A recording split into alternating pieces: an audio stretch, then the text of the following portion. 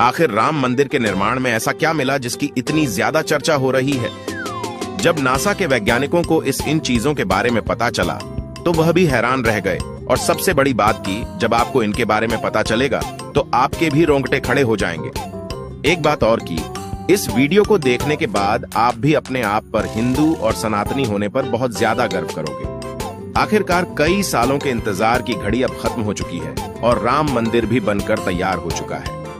अब लोग 22 जनवरी का इंतजार कर रहे हैं, क्योंकि इस दिन की भारत के लोगों को ही नहीं बल्कि दुनिया के लोगों को इंतजार है। लोग राम लल्ला की स्थापित होने वाली मूर्ति को देखकर झूम उठेंगे, क्योंकि इस दिन के बाद राम मंदिर के दरवाजे हमेशा के लिए भक्तों के लिए खोल दिए जाएंगे। इस मूर्ति को बनवाने के लिए देश के 3 सबसे बड़े मूर्तिकारों को बुलवाया गया है, और जो भी भक्त इस ऐतिहासिक पल को अपनी आंखों से निहारेगा वह जीवन मरण के बंधन से मुक्त हो जाएगा।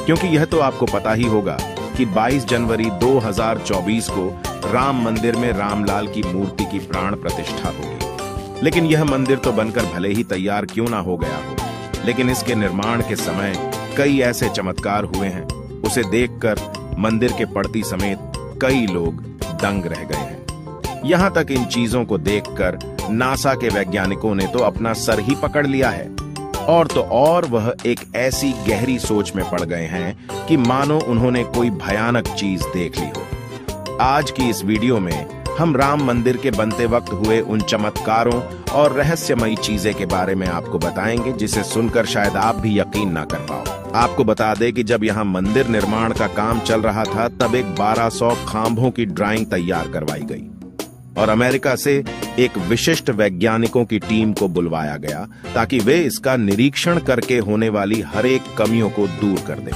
और राम मंदिर की शान में 4 चांद लगा दें। लेकिन जैसे ही राम मंदिर के निर्माण के वक्त वहां की धरती को खुद गया, तब उस धरती से एक ऐसी वस्तु निकली कि उसे BCC देखकर सभी के होश उड़ गए। और उसे चमत्कारी और दिव्या वस्तु ने न सिर्फ उन वैज्ञानिकों के होश उड़ाए बल्कि भारत सरकार को भी हिलाकर रख दिया, जिसके बाद तुरंत एक कमेटी बनाई गई और उसकी जांच के लिए लगा दी। लेकिन उसके बाद कुछ ऐसा हुआ कि वे सभी भी प्रभु श्री राम के भक्त बन गए। दरअसल यह बात है राम मंदिर के निर्माण के समय की, जब अमेरिका से थॉमस नाम के एक वैज्ञानिक भारत में राम मंदिर निर्माण कार्य के दौरे पर आए हुए थे। यहाँ आकर उन्होंने देखा कि राम मंदिर का निर्माण कार्य तो काफी चल रहा है, जिसके बाद उन्होंने अपना रूटीन काम फिर से करना शुरू कर दिया और अपना काम करना शुरू कर दिया। अपने काम करने के दौरान जैसे ही उनकी नजर मंदिर परिसर की तरफ गई तो उन्हें एक ऐसी जगह दिखाई जहां पर वहां धरती नरम पड़ी हुई थी।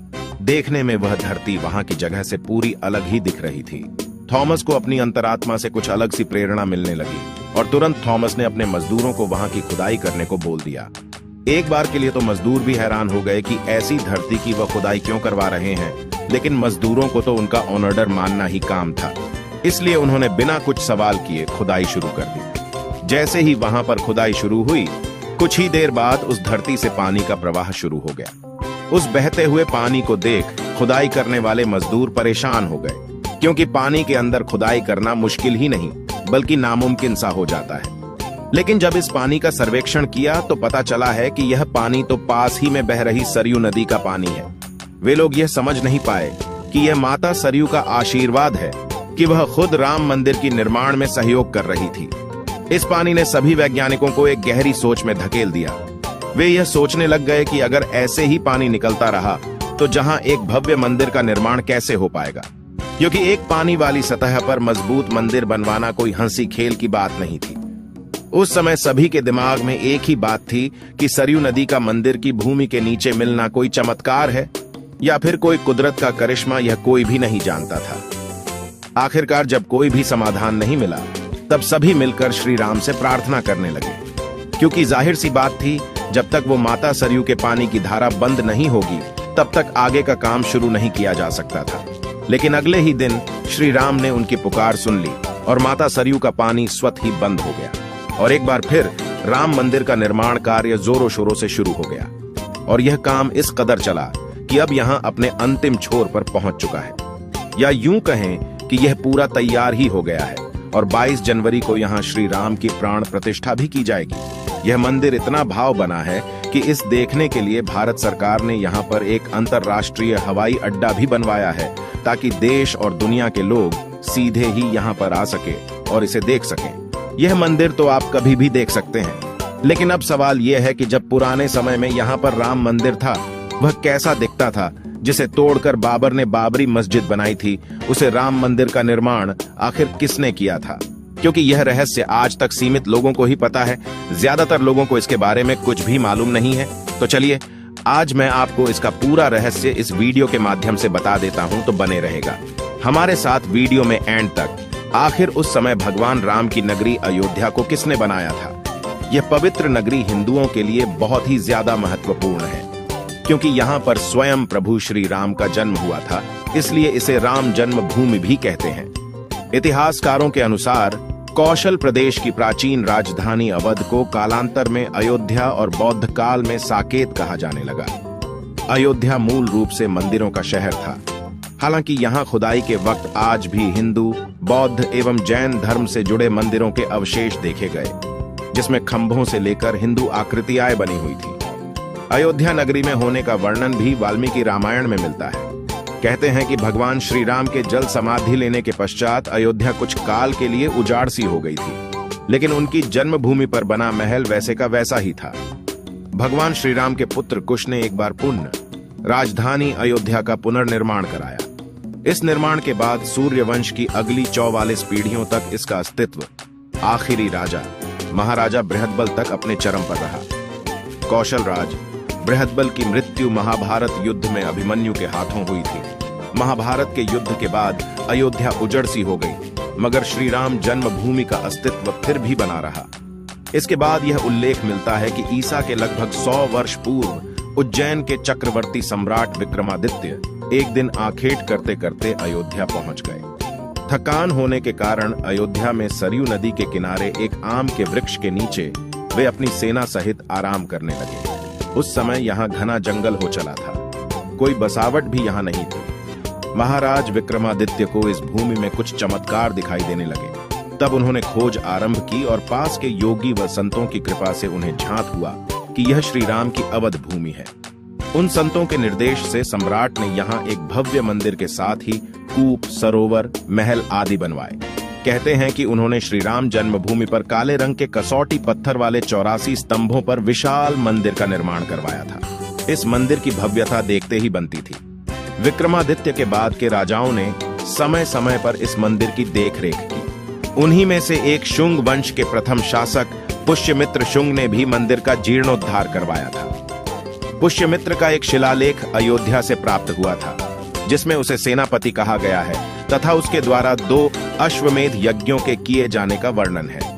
अनेक अभिलेखों से ज्ञात होता है कि गुप्त वंशीय चंद्रगुप्त द्वितीय के समय और तत्पश्चात काफी समय तक अयोध्या गुप्त साम्राज्य की राजधानी थी। गुप्तकालीन महाकवि कालिदास ने अयोध्या का रघुवंश में कई बार उल्लेख किया है।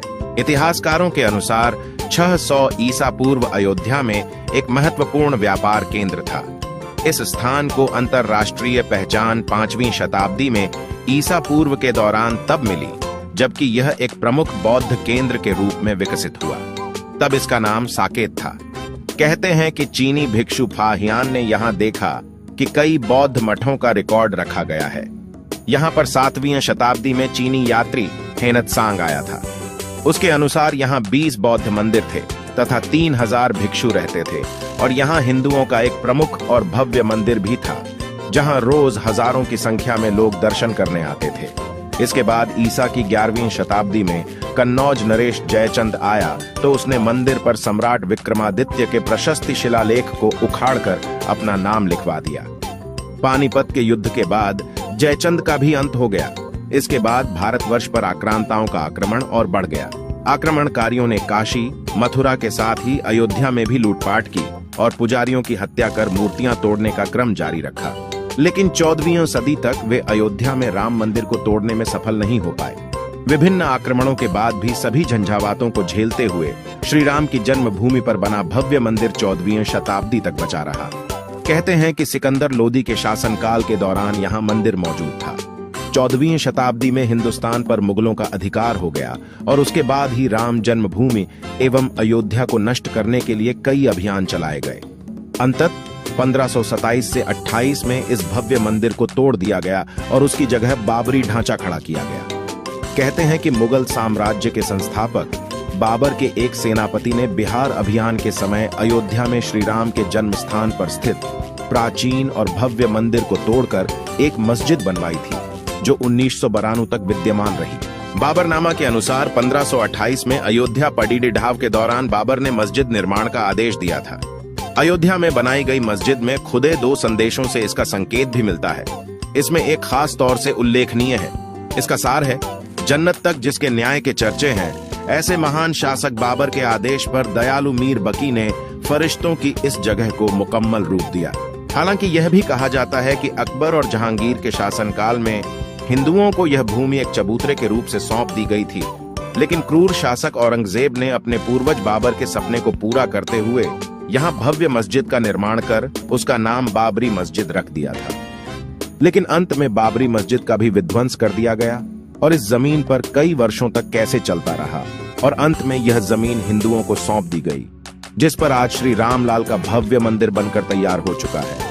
और 22 जनवरी को यहाँ पर प्राण प्रतिष्ठा भी कर दी जाएगी, जिसकी तैयारी अब वैसे अगर आप में से कोई अयोध्या निवासी है तो हमें अयोध्या के बारे में कमेंट में जरूर बताना और ऐसी ही जानकारी को जानने के लिए चैनल को सब्सक्राइब करना मत भूलिएगा।